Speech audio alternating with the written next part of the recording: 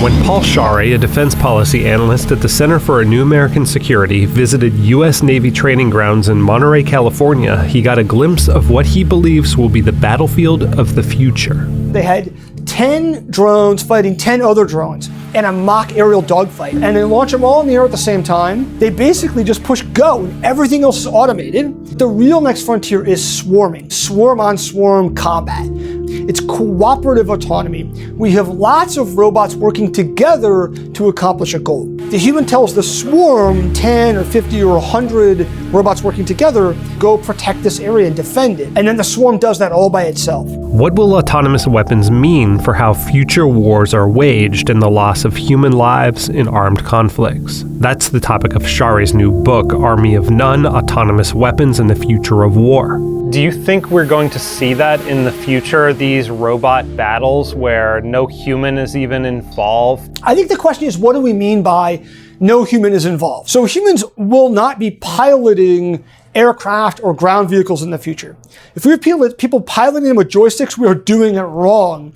That's not something humans are very good at, actually. We know that machines will be able to do those better than humans. Machines are already landing aircraft better than humans. And they fly commercial aircraft better than humans. That's why we've seen dramatic improvements in airline safety. It's because of airline autopilots. Other decisions, like deciding whether it's a good idea to attack an enemy, those might be higher level decisions that we still want humans to be involved in.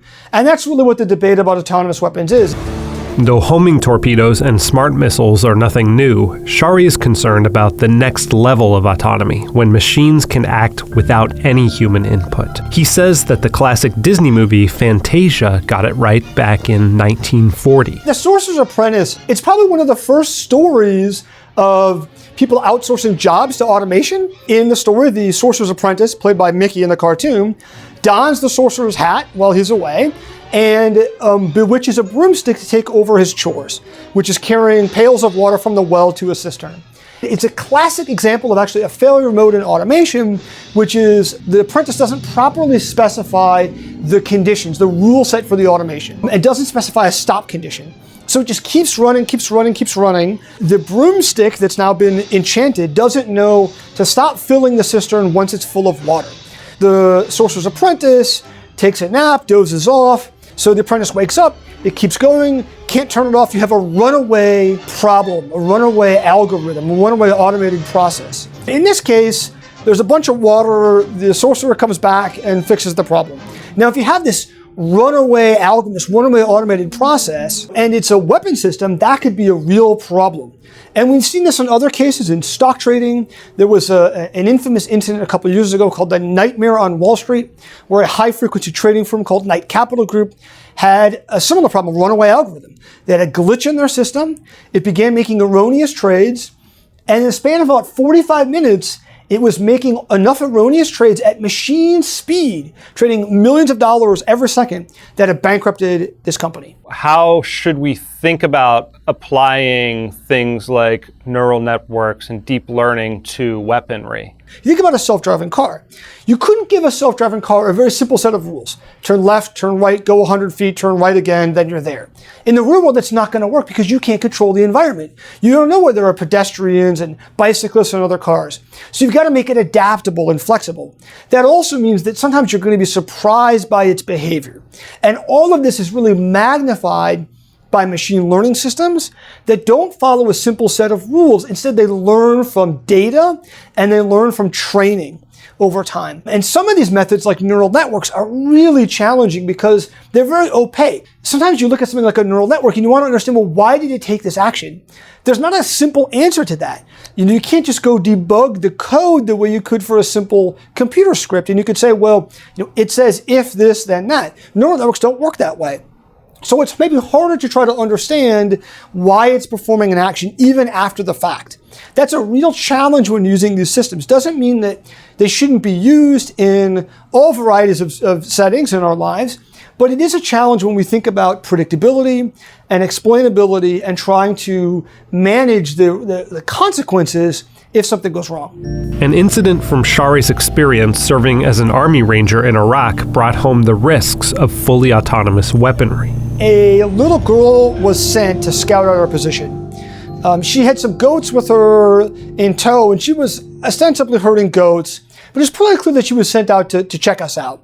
She was maybe 5 or 6. She wasn't very sneaky, to be honest. She was staring at us and kind of walking a circle around us. And we heard the chirping of what we later realized was a radio, her calling back our position and probably telling people how many of us there were. So we watched her and she watched us as she circled us, and eventually she left.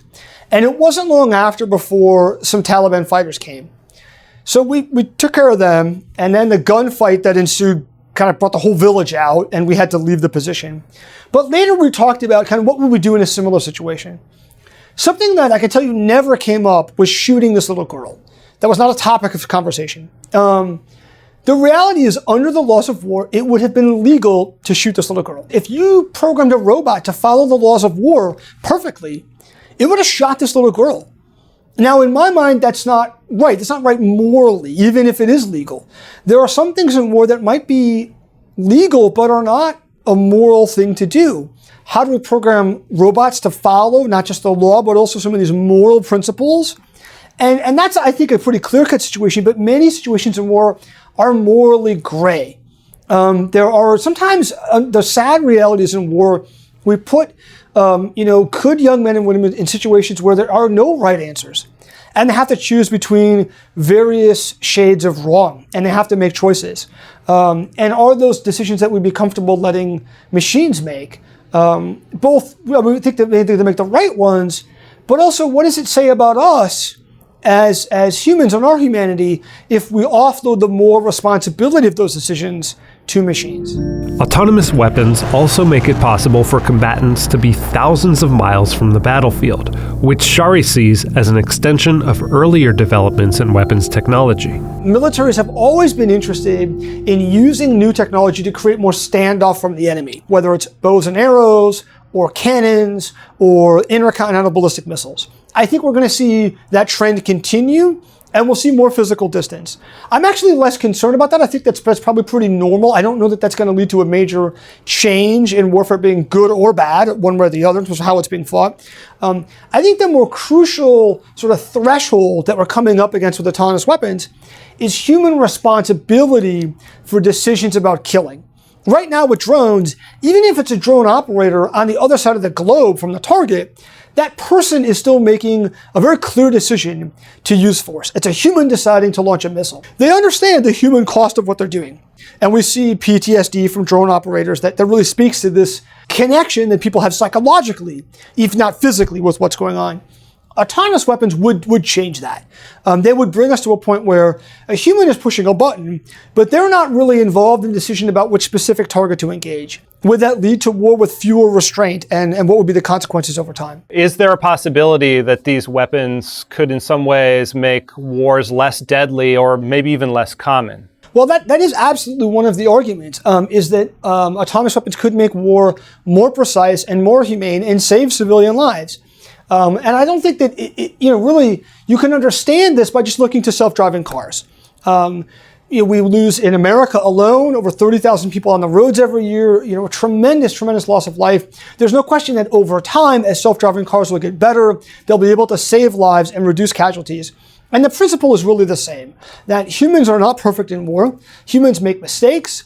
They commit war crimes intentionally. Humans do bad things. And maybe we could program machines to do better. Governments have already developed weapons with varying levels of autonomy. A landmine is a non-intelligent autonomous weapon. Then there's the Israeli Harpy, a loitering missile that hangs over a designated area, waiting to strike any target that enters. In the US, the Defense Advanced Research Projects Agency, DARPA, is largely responsible for developing the technology. I don't see any programs in the US military, and at least any public programs elsewhere by other countries, that are designed to totally build fully autonomous weapons that would cross this line to delegate lethal force to machines. A lot of things are going right up to the line. Programs that would build all of the building blocks in place, and then at a later date, people might be able to just do a software patch and take a human completely out of the equation. We're going to have to live with a world where the technology is possible. The question is, will they be willing to use it?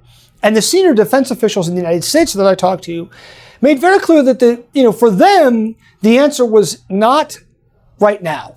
Their intention is not to build autonomous weapons.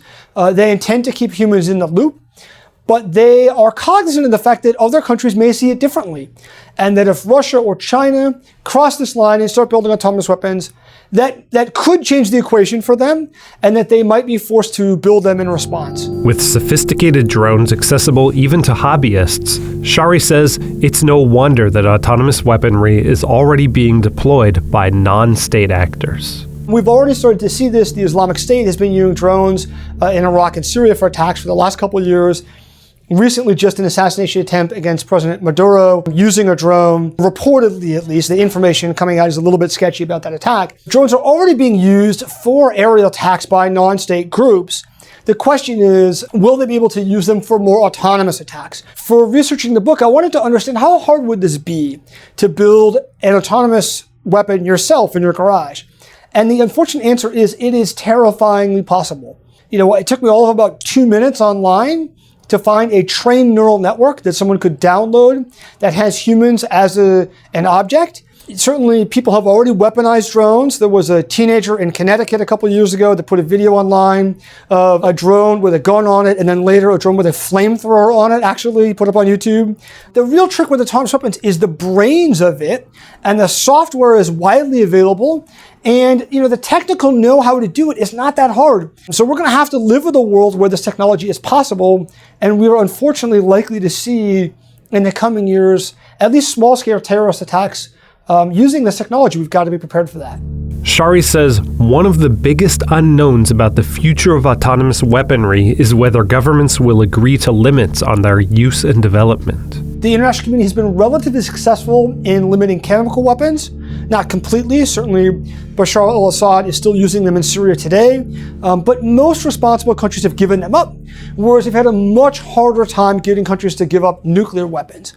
Well, nuclear weapons are much worse by any reasonable measure, but they are also much more valuable, or at least the threat of them is valuable. And that's, I think, a challenge with autonomous weapons, is the jury is still kind of out on how valuable they are and how dangerous they are. That's very contested. There's a risk that militaries perceive them as too valuable to give up, particularly if they can't verify that others have also done so. The momentum is towards more robotics, more autonomy, more artificial intelligence.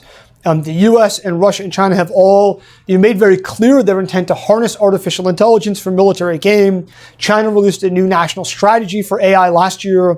The Pentagon has made artificial intelligence and autonomy the centerpiece of their program to revitalize American military modernization. That's certainly where the momentum is. And then, of course, we've seen a growing movement by scientists and engineers and by human rights groups to call for some kind of ban or treaty to try to stop what some might fear could be an arms race in autonomous weapons.